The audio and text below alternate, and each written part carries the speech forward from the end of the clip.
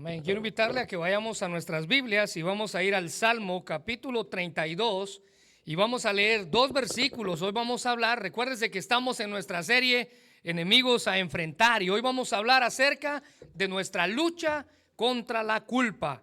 Nuestra lucha contra la culpa. Y para ello quiero que vayamos al Salmo 32. Y si usted tiene su Biblia a la mano, le recuerdo, ¿verdad?, a las personas que nos visitan que todos los versículos que voy a usar están en las hojas o en las notas que les dieron. Y el único pasaje que no va a estar ahí es el Salmo 32, versículos del 3 al 4. Muy bien, si usted tiene el Salmo 32, permítame leerlo para usted. Hoy vamos a hablar acerca de nuestra lucha contra la culpa. Y el Salmo 32, versículo 3 al 4 dice: mientras callé, se envejecieron mis huesos en mi gemir todo el día, porque de día y de noche se agravó sobre mí tu mano, se volvió mi verdor en sequedad de verano. Hoy vamos a hablar acerca de nuestra lucha en contra de la culpa. Y déjeme decirle que la culpa es el resultado de haber violado una norma o la ley o cualquier clase de ley en particular. La culpa viene a nosotros cuando cruzamos una línea moral o ética o legal. Somos culpables. Esto es así aunque no sepamos que ni siquiera la cruzamos, pero usted se hace culpable cada vez que usted cruza esa línea. Porque la culpa es sobre todo un estado o una condición y no un sentimiento como muchas veces se le llama. En una ocasión recuerdo que mi mamá me contaba que cuando ella era niña se robó una moneda de 10 centavos. Imagínense cuánto era 10 centavos en aquella época. Y mi mamá dice que se robó 10 centavos y como se sentía culpable y nerviosa por lo que había hecho, agarró la moneda de 10 centavos y la metió al congelador de la casa. Cuando la abuela, es decir, la mamá de mi mamá, abrió el congelador, vio la moneda pegada allí. Pues su culpa la hizo hacer algo que después la inculpó a ella. Bueno, la culpa, hermanos, es un enemigo con poderes especiales. Y como muchas de las cosas que vamos a enfrentar o de lo que vamos a hablar en esta serie, la culpa es un enemigo invisible. Hay personas a nuestro alrededor que lentamente son aplastadas y asfixiadas poco a poco por la culpa. Ella mata lentamente, pero con mucho dolor. Pensemos por un momento en Judas el traidor. Si usted se recuerda, este hombre que convivió con el maestro, convivió con Jesús por 3 años, convivió con él de la misma manera que los otros 11 lo hicieron. Pero después de venderle por cierta cantidad de dinero, la culpa, dice la Biblia, lo llevó a buscar el suicidio. En Mateo capítulo 27, versículo 5, la Biblia dice: y arrojando las piezas de plata en el templo, salió y fue y se ahorcó. Ahora, no había arrepentimiento en él, había culpa. Y la culpa terminó matándolo. Y aunque en la Biblia podemos observar algunos otros ejemplos del daño que la culpa puede hacer en los seres humanos, con honestidad no hay historia que ejemplifique más el poder de la culpa que la vida del rey David. David lo tuvo todo lo que una buena vida puede ofrecer. Él era el rey de la nación más grande del mundo en aquella época. Y a pesar de eso, no solamente era el rey de la nación más grande, sino que la Biblia dice que él era el ungido de Dios, el elegido por el pueblo. Había pasado de ser un simple pastor de ovejas a el hombre más importante de aquella época. Era músico, era cantor, era un héroe militar, era un conquistador de ejércitos. Un escritor describe a David de la siguiente manera: David tenía, dice ahí en sus notas, el corazón de un artista, el alma de un sacerdote, la mente de un filósofo y el cuerpo de un guerrero. Vaya combinación. Y aunque había derrotado, según la Biblia, muchos enemigos en toda su vida, recuerde que él es conocido como un poderoso guerrero. Hasta ahora y hasta este punto, él no había enfrentado o estaba a punto de enfrentar un enemigo que lo haría temblar, diferente a todos los que había vencido. Su culpa. El Salmo 32 fue escrito por él en su culpa. El Salmo 51 fue escrito por él en su culpa. En su adolescencia, David se había enfrentado a leones, dice la Biblia, se había enfrentado a osos para cuidar del pequeño rebaño de ovejas que su padre tenía. Después, mientras creció en su adolescencia, él se enfrentó al gigante Goliat, a quien venció con una piedra y una honda, algo que tenía en sus manos. Así que pasó toda o gran parte de su vida huyendo de un rey malvado que lo quería matar, el rey Saúl, de cueva en cueva, escapando por su vida. Y ahora había llegado, según la historia bíblica, a la cima de su vida. Pero tenía que vencer un enemigo interno, un enemigo silencioso, el enemigo de la culpa. En 2 de Samuel, capítulo 11, se nos relata la triste historia de la caída de David, que usted y yo estoy seguro que conocemos. La Biblia dice que mientras él tenía que estar en la guerra, se encontraba tranquilamente, según la historia bíblica, descansando en su palacio. Esa tarde él salió a pasear en la azotea de su casa y frente a él estaban todos los patios de las casas del reino. Pero una casa captó sus ojos en particular.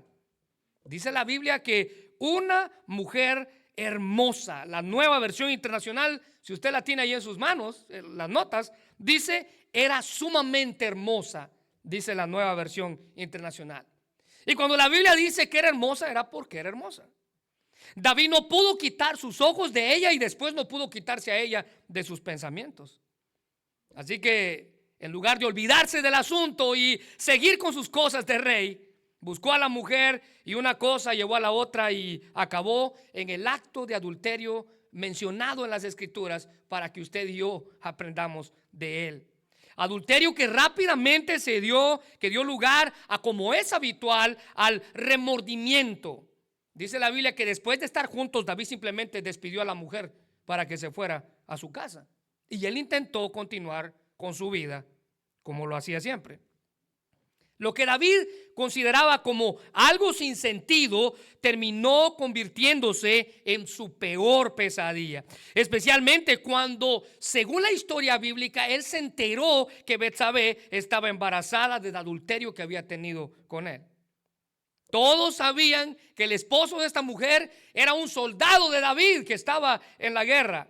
David se dio cuenta que su autoridad moral como rey piadoso estaba a punto de destruirse si él dejaba que la verdad saliera a la luz. Entonces la pregunta es, ¿qué podía hacer? ¿Qué podía hacer? Bueno, David dio lugar a una solución, para él simple, pero que iba a traer consecuencias terribles. Dice la Biblia que esa solución era simple, pero trajo consecuencias terribles. Es más, un escritor dijo que esa fue una solución que transformó una transgresión en tragedia. ¿Se da cuenta el juego de palabras? Transgresión en tragedia.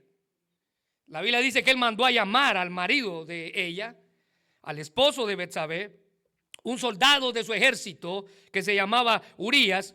Lo invitó al palacio para cenar con él, darle vino, emborracharlo y después enviarlo a su casa para que durmiera con su esposa, y así el asunto quedaba arreglado. Él no contaba con que Urías era más fiel que él en su labor. Dice la Biblia en 2 de Samuel capítulo 11 versículo 8 al 9. Después dijo a Urías, es David hablando, vete a tu casa a descansar, después de que ya estaba borracho. David incluso, vea el cinismo de este hombre. David incluso le envió un regalo a Urías apenas él dejó el palacio. Versículo 9. Pero Urías no fue a su casa, sino que durmió esa noche a la entrada del palacio con la guardia real. Se dio cuenta David que el soldado de quien había tomado su esposa era más fiel que él en su labor que él tenía que hacer.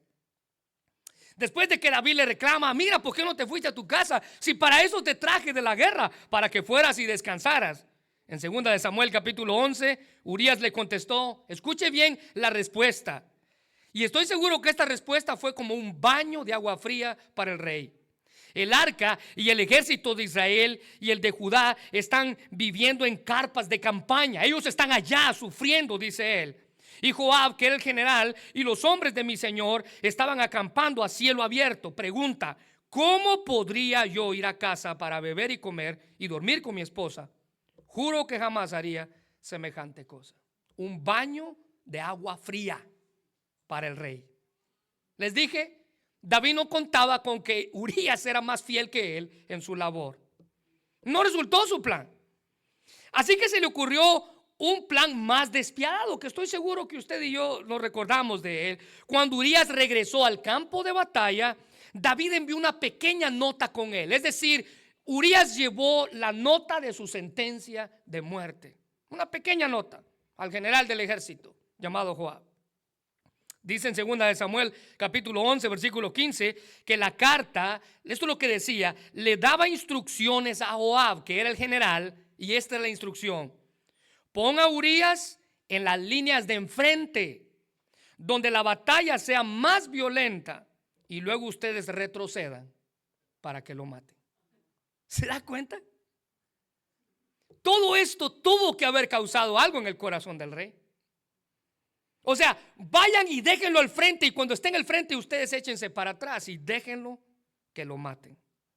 Entonces, muerto Urías, según el rey, ahora él podía tomar a Betsabé, la viuda, llevarla a su casa y hacer una vida marital con ella, que era posible para él porque él era el rey. Todo estaba resuelto según el rey. Todo estaba saliendo como se había planeado. Y cuando David pensó que se había salido con la suya y que nadie se había dado cuenta de hasta dónde había escalado este problema en su vida, Dios simplemente estaba tomando notas de todo lo que el rey estaba haciendo. El asesinato, la intriga, ahora se sumaban al adulterio. Y aunque quiso ignorarlo, David sabía la gravedad de sus hechos. ¿Y cuál fue el resultado de su pecado? Bueno, la historia dice que el niño, producto del adulterio con Betsabé, murió. Y ante tal situación, y al ver su pecado al descubierto delante de Dios, David se sentía culpable por la muerte del pequeño. Su pecado lo había arrastrado hasta donde se encontraba. El dolor de haber sido descubierto de su pecado, y sumándole a eso el sentimiento de saber que un pequeño había muerto por su desobediencia, trae consigo culpa, un enemigo temible. 2 de Samuel 12, 18 al 19 dice: finalmente, al séptimo día, el niño murió, y los consejeros de David tenían temor de decírselo. No escuchaba razones cuando el niño estaba enfermo. Se decían: ¿qué locura hará cuando le digamos que el niño murió? Versículo 19. Cuando David vio que susurraban entre sí, se dio cuenta de lo que había pasado. ¿Murió el niño?, preguntó. Sí, le contestaron, ya murió. Y al ver esta historia, hermanos, podemos darnos cuenta que la tortura que David sentía por la culpa, el enemigo que venía a él a recordarle lo malo que él era y lo malo que él había hecho, todos los días le recordaba: esto fue lo que hiciste. Y durante ese tiempo él escribió 2 salmos, el Salmo 32 y el Salmo 51. Pero cuando hablamos de nuestra lucha con la culpa, necesitamos observar la vida de David y entender cómo la culpa funciona. En primer lugar, David sufrió, note esto, la agonía de la culpa. David sufrió la agonía de la culpa. La culpa estaba destruyendo la vida del rey. Y David escribió este Salmo 32 que acabamos de leer, en el que reconoce su pecado y anima a las personas a confesar sus pecados para recibir el perdón de Dios. Pero antes de recibir la misericordia de Dios, el enemigo de la culpa acechaba la vida del rey en agonía. Y por su testimonio sabemos lo que estaba ocurriendo dentro de él. Les dije, todo esto tuvo que haber hecho algo dentro de él. En primer lugar, ahí en sus notas, David sufría en silencio. Él sufría en silencio. Cuando el daño estaba hecho, la culpa apareció en su vida y él sufría en silencio. Mire, cuando usted y yo batallamos con este enemigo, nuestro primer impulso, dice la Biblia, es a quedarnos en silencio, a quedarnos callados. Es más, él en el Salmo 32, versículo 3 dice: mientras callé, se envejecieron mis huesos en mi gemir todo el día.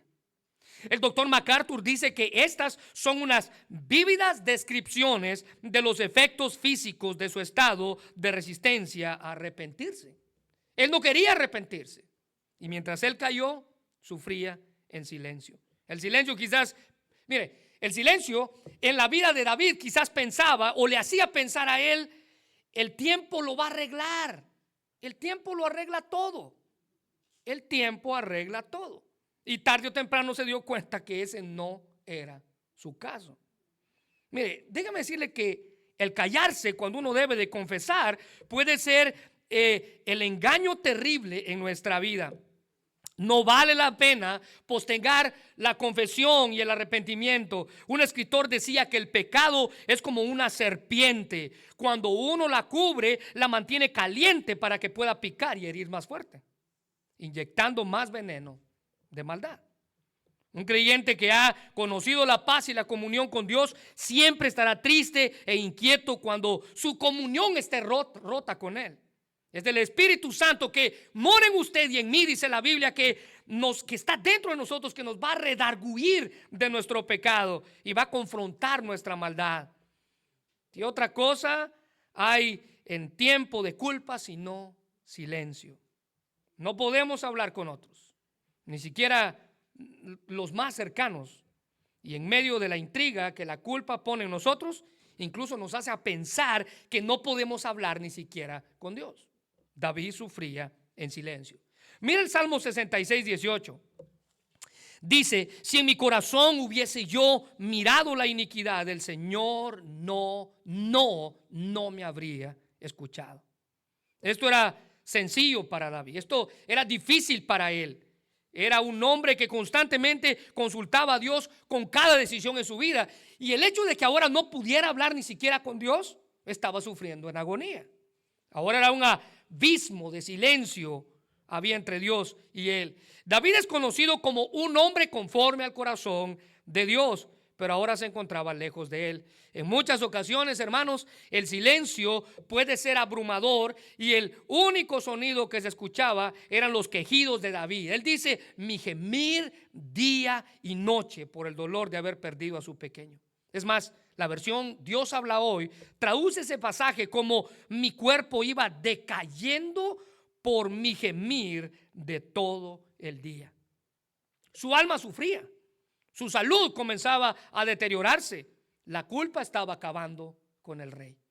Pero nota en segundo lugar, él sufría en silencio, pero en segundo lugar él sufría en dolor. El dolor de haber pecado, el dolor de tratar de ocultar lo que había hecho, el dolor de quitarle la vida a un hombre inocente, porque él fue el autor intelectual del asesinato de Urías. El dolor de ver como un pequeño que no tenía la culpa de nada estaba muriendo.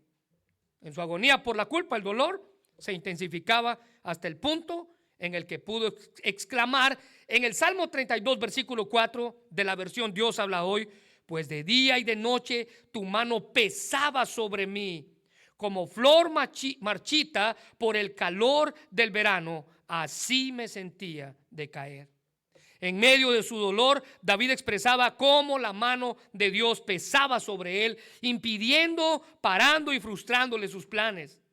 Y nada le salía bien, las cosas no salían como pensaba. Los días sin preocupaciones habían desaparecido. Llegó al punto de sentir que su existencia ya no tenía sentido.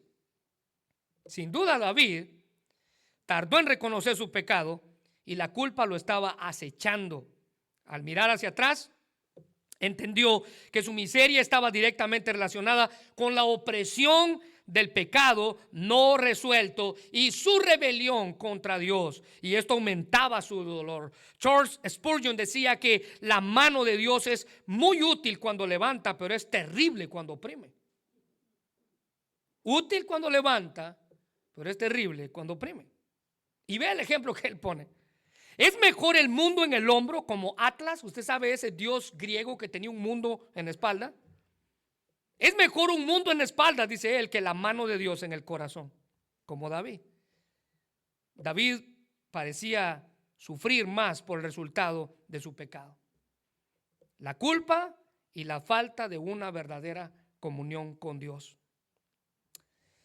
Ahora el rey se daba cuenta que un enorme ejército se detenía ante su voz. Ahora el rey se daba cuenta que un sirviente del palacio hacía lo que él le dijera con una sola orden. Ese sirviente tenía que cumplir todos los caprichos en su vida.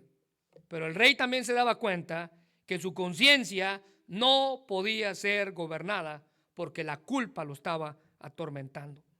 En más de alguna ocasión, usted y yo también nos vamos a sentir así, acechados por el enemigo de la culpa. Culpa de lo que hicimos, culpa de nuestro pasado. David estaba atrapado en su propia culpa. Dice la Biblia que la pena lo abrumó, le quitó toda su vitalidad. No había razón para estar alegres, no había razón para cantar, no había razón para tocar ningún instrumento, que era lo que él hacía frecuentemente. La única poesía que podía inspirar era una poesía del dolor. Y la culpa es una fuerza que nos aísla. David no podía hablar con sus amigos ni con Dios. Él se consideraba peor que un adúltero, alguien que asesinaba a hombres inocentes. La culpa estaba afectando su corazón y como consecuencia afectó su relación con otros. El rey pasó un año, imagínense, todo un año viviendo con un secreto que no podía tolerar. Solo Dios, Betsabé y probablemente Joab, el general, sabía la verdad sobre el asunto. Pero en medio de su dolor, Dios extendió su brazo de misericordia, proveyó gracia para él y en una mezcla de amor y dolor le presentó un acusador, lo que nos lleva a nuestro segundo encabezado. David enfrentó la acusación de la culpa. En su misericordia Dios proveyó un acusador. Ve, hermano, cuando un acusador llega a usted, no llega para hacerle la vida imposible, llega para ayudarlo. Y en medio de su dolor aparece un profeta llamado Natán, un hombre de Dios que tenía como propósito confrontar al rey en su maldad, darle un mensaje de parte de Dios. Dice la Biblia que él era la voz de Dios, pero también era un amigo del rey. Él era la voz de Dios, pero era amigo del rey. Y también era considerado, según las escrituras, como el pastor del rey. Servía como profeta en el palacio y ahora era enviado por Dios para confrontar el pecado y la corrupción en el nivel más alto. El rey de Israel estaba en problemas. Y aunque el profeta Natán era un hombre de valor, escuche bien, él tenía la valentía para enfrentarse. La pregunta es: ¿cómo usted confronta al rey, al hombre más poderoso de aquella época? ¿Cómo usted lo confronta?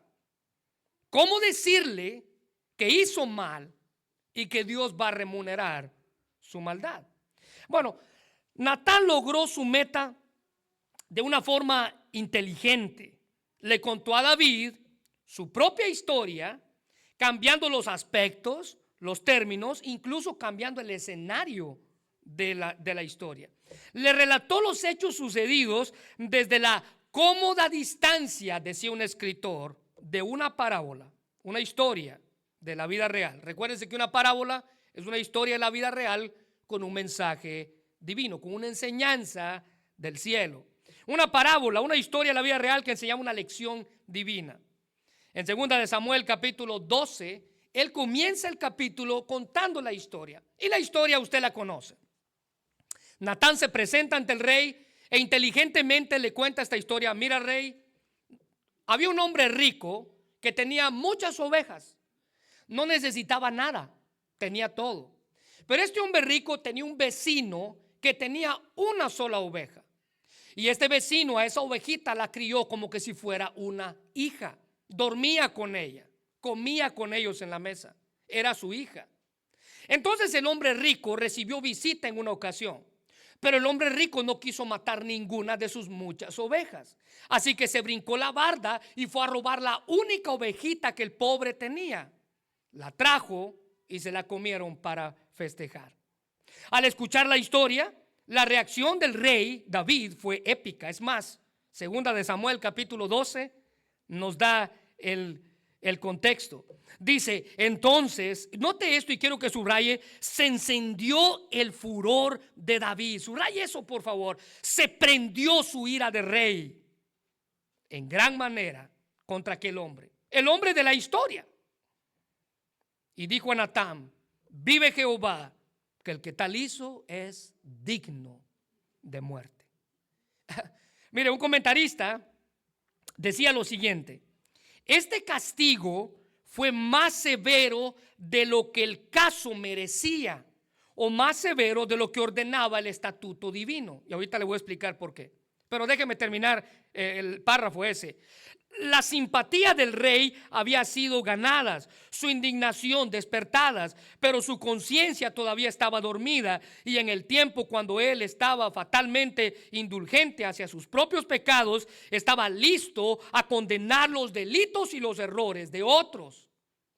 ¿Sabe por qué ese sentencia del rey era más grande? Porque la ley en Éxodo 22 versículo 1 decía que si alguien robaba un buey o una oveja y lo mata o vende al animal, aquí está la sentencia para él: el ladrón tendrá que pagar 5 bueyes por cada buey robado o 4 ovejas por cada oveja robada. Nunca la ley exigía la muerte de alguien, simplemente paga lo que te robaste.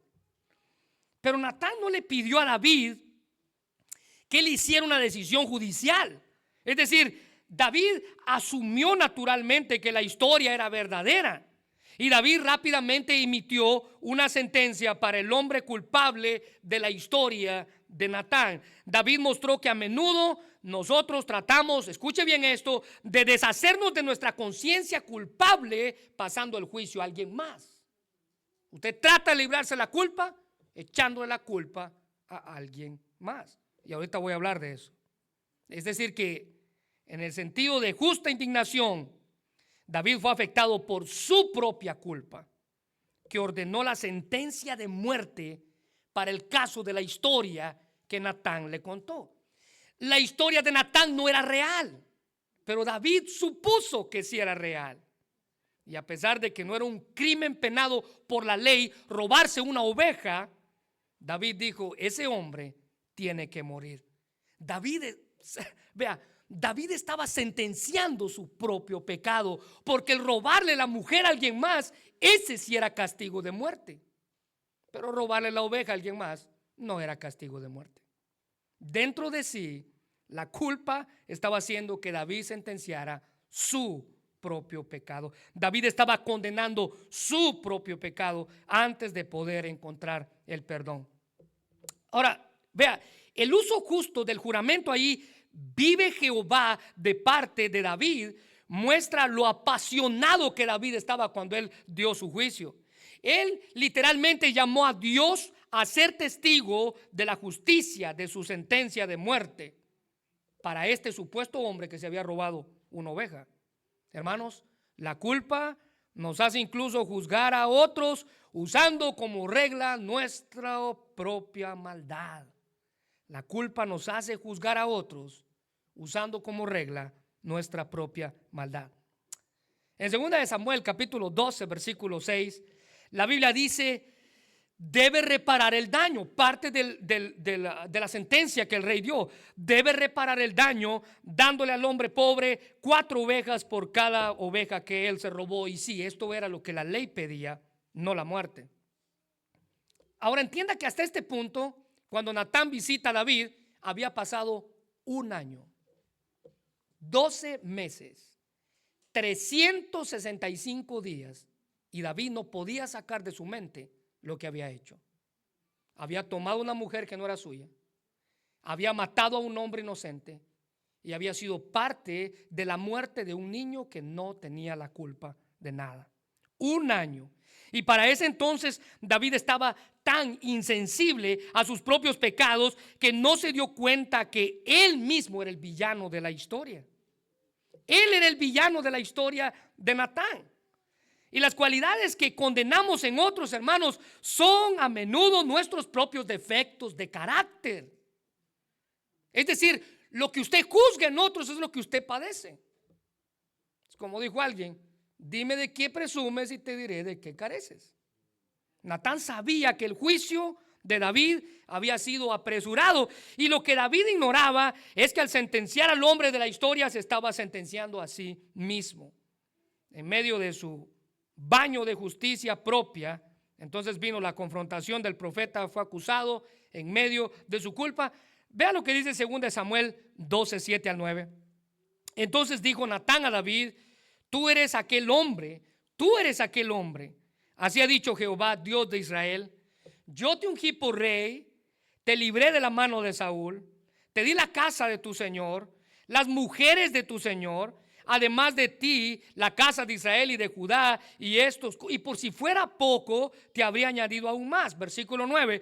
¿Por qué pues tuviste en poco la palabra de Jehová, haciendo lo malo delante de sus ojos? A Urías Eteo heriste espada y tomaste por mujer a su mujer. A él lo mataste con la espada de los hijos de Amón. Y ese fue el momento en el que la verdad cayó sobre el rey. Lo más parecido a que le clavaran una estaca en el corazón del rey. Una humillación privada, pero pública. Ahora todo estaba en la mesa. La soledad del secreto, la soledad del dolor era peor. La peor parte que él tenía que enfrentar fue cuando fue acusado por su amigo, el enviado de parte de Dios. Ahora el rey tenía que enfrentar sus acciones, admitir sus errores. Y eso es lo que nos lleva al tercer encabezado. David experimentó el reconocimiento de su culpa. El Salmo 51, les dije, fue escrito después del Salmo 32. Ambos salmos fueron escritos cuando David sentía culpa.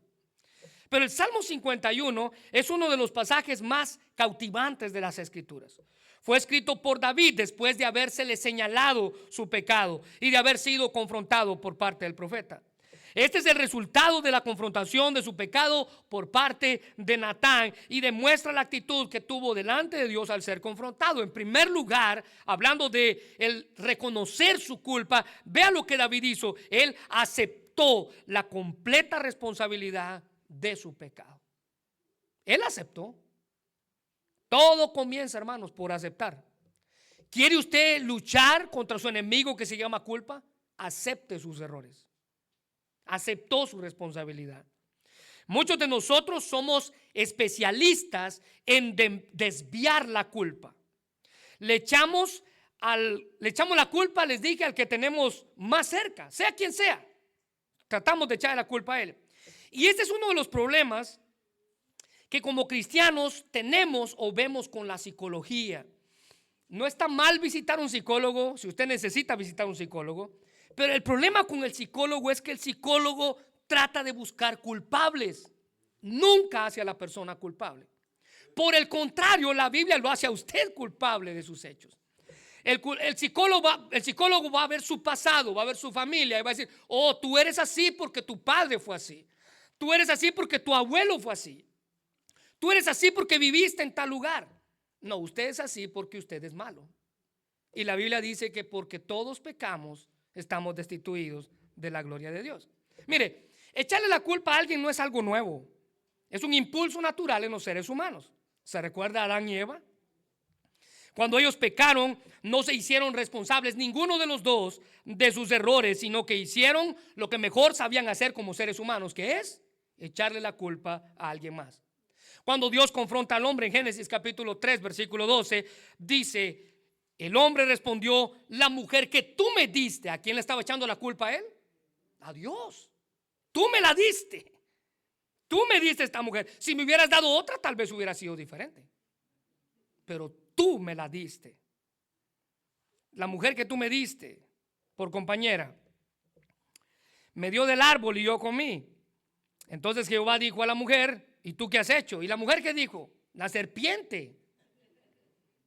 Y entonces ella me engañó y yo comí.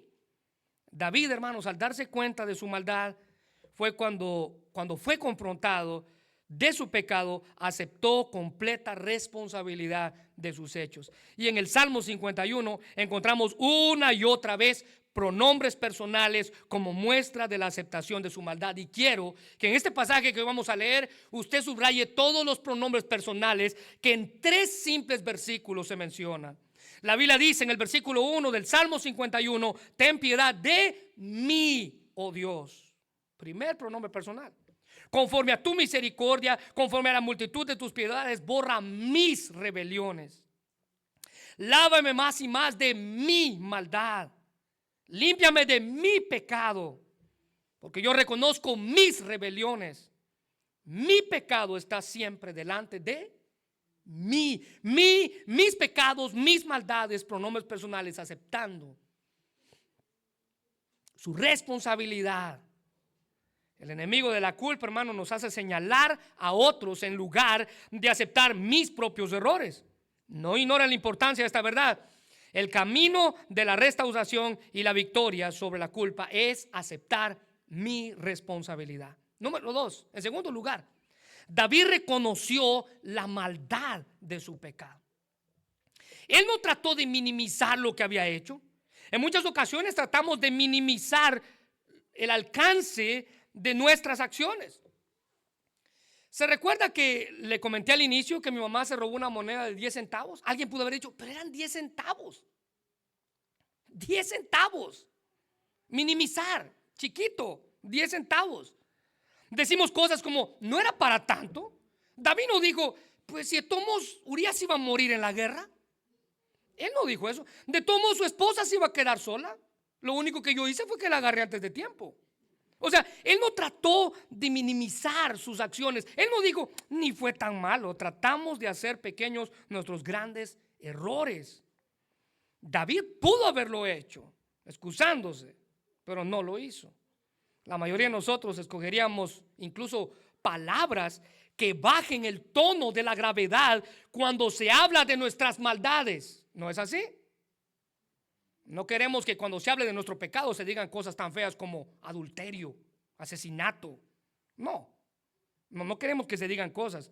Pero David no lo hizo. Es más, la Biblia dice que él escoge 3 palabras muy significativas que describen la gravedad, el gran alcance de sus acciones. Mire la primera, está ahí en sus notas. Él usa la palabra rebeliones. Y esta es una palabra que describe la gravedad moral, implica oposición a la ley. Lo que David estaba diciendo es, yo me he rebelado en contra de tus leyes, Dios. Dios, yo me rebelé en contra de tus leyes. Ahora vea la segunda palabra. David no trata de minimizar sus acciones. Él llama las cosas como son. ¿Cómo son? Pecado. Esta es una palabra que no necesita explicación. Pero simplemente el pecado significa errar el blanco. Eso significa la palabra pecado. David había fallado en hacer la voluntad de Dios en su vida, siguiendo sus propios impulsos, siguiendo sus propios deseos. ¿Se recuerda que les dije? Él puso sus ojos en la mujer y después no pudo sacar a la mujer de sus pensamientos. Pero en tercer lugar, David usa otra palabra para describir sus acciones, y todas estas 3 palabras están en el Salmo 51, y él usa la palabra maldad.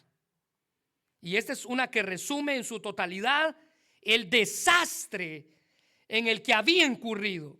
Significa una cosa vil que nunca merece, que únicamente merece condenación y que rara vez merece misericordia.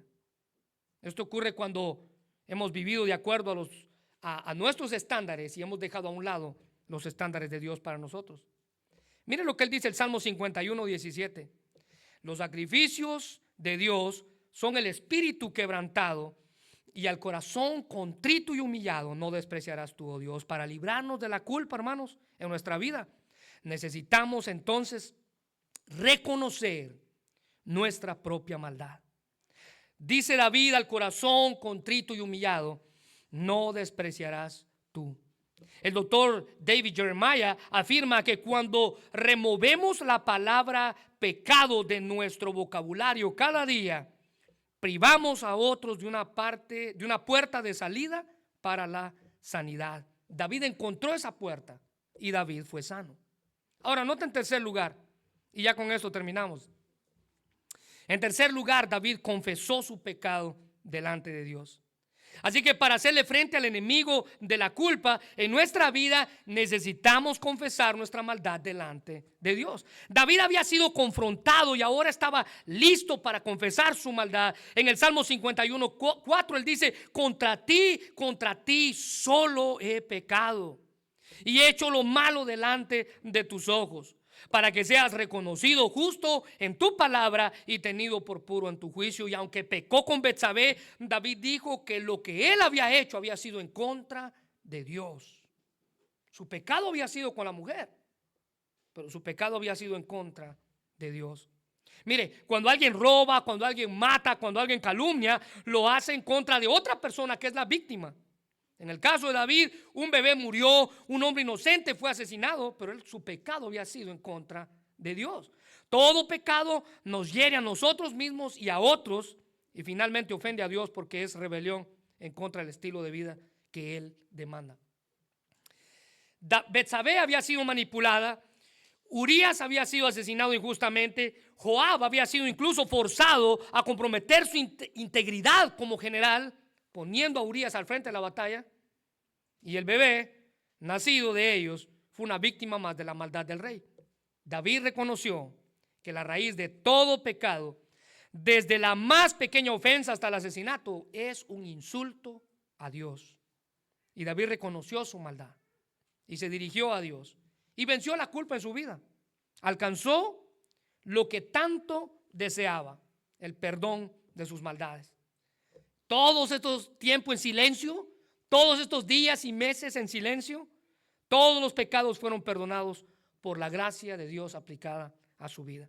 En primera de Juan 1:9 dice que si confesamos nuestros pecados, Él es fiel y justo para perdonar nuestros pecados y limpiarnos de toda maldad.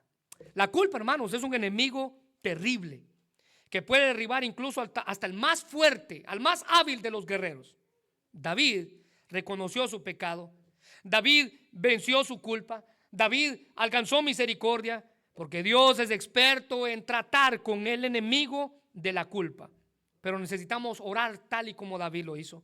Mire lo que dice el Salmo 51:10. Crea en mí, oh Dios, un corazón limpio y renueva un espíritu recto dentro de mí. Esa es nuestra lucha contra la culpa. Vamos a orar. Señor, te damos gracias por tu palabra, Dios, y gracias por el privilegio que nos das de escucharla.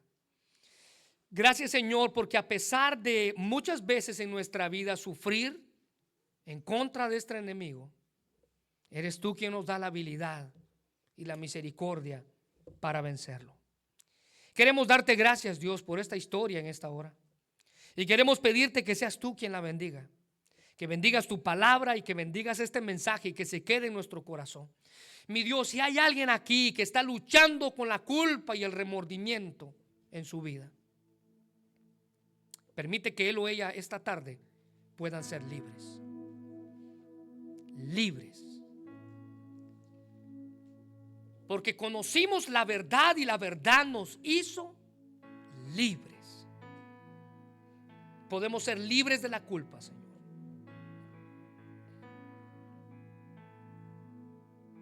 Libres de la culpa de nuestros errores.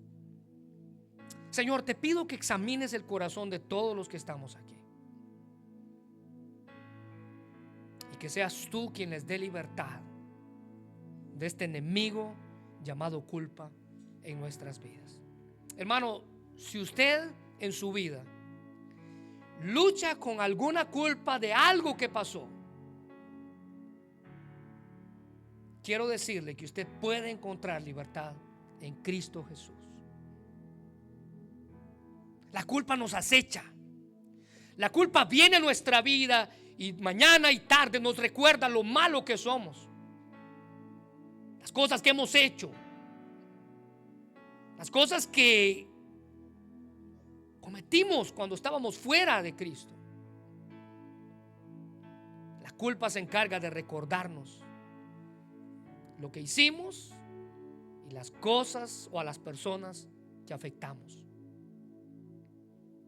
La culpa es un enemigo terrible. David sufrió 1 año luchando con su culpa.